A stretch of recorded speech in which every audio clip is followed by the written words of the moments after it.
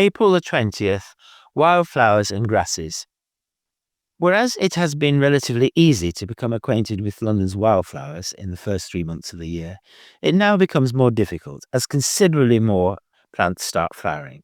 The common flowers of March continue, but are now found in more profusion. For example, dandelions, daisies, dead nettles, henbit, bittercresses, shepherd's purse, periwinkles, wintercress, coltsfoot, alkanet, sulph comfrey, chickweeds, groundsel, penny spurge, ground ivy, speedwells, lesser celandine, and dog's mercury. Others, such as hellebore, lungwort, muscatel, whitlow grass, violets, and brown strawberry, are in significantly less profusion. Dandelions are now everywhere, and yellow rape, Brassica napus, is starting to appear in the fields around London. You can expect to see 10 new flowers each time you go for a walk this month, and quite likely your first bluebell and cowslip. In the more disturbed environments of the inner city, such as walls, pavements, and waste ground, a number of new flowers are also making their first appearance. On bare ground, common fumitory, Fumaria officinalis, can now be found. This flower has always symbolized madness. Shakespeare's King Lear wore it in his hair. A number of rarer fumitories can be found later, usually as arable weeds. Pearlwort, Sagina procumbens, is an unremarkable, easily missed plant, usually trodden underfoot on pavements. It is red.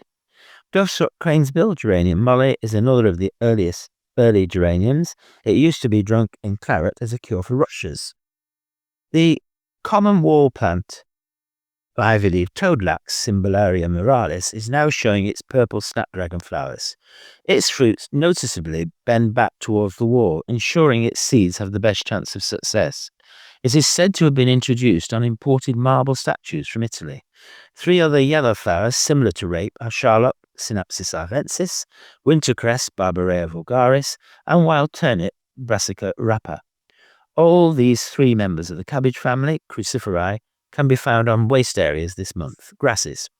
So far, few grasses other than the ubiquitous annual meadowgrass, Poa annua, have been seen with flowering spikes. By late April, this is changing, and some early flowering species are starting to appear. Along the sides of roads and in waste areas, you can expect to encounter cocksfoot, Dactylis glomerata, and barren brome, Bromus sterilis. In more grassy areas, red fescue, Festuca rubra, and perennial ryegrass, Lolium perenne, are possibilities, and on lawns, sweet vernal grass, Anthoxanthum odoratum.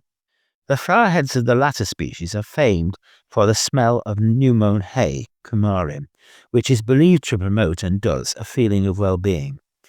In meadows, you might expect to see the meadow foxtail, Alopocurus pratensis, whose flower heads might, at a pinch, be compared to minute foxtails. In woods, sometimes wood mellic, Medica uniflora, and wood millet, Milium effusum, make an appearance, and on heaths, early hairgrass, Era praecox. An early grass to appear on chalk downland is the sheep fescue, Festuca ovina, and along the estuary, perhaps early meadowgrass, Poa infirma. Rather more interesting grasses to look out for might be the ferngrass, Catapodium rigidum, on railway embankments, the squirrel-tail fescue, Vulpia bromoides, on sandy paths, and black twitch, Alopocurus myoceroides, at the edge of cultivated fields. These are all just possibilities now, but next month all the habitats mentioned will be awash with new grasses.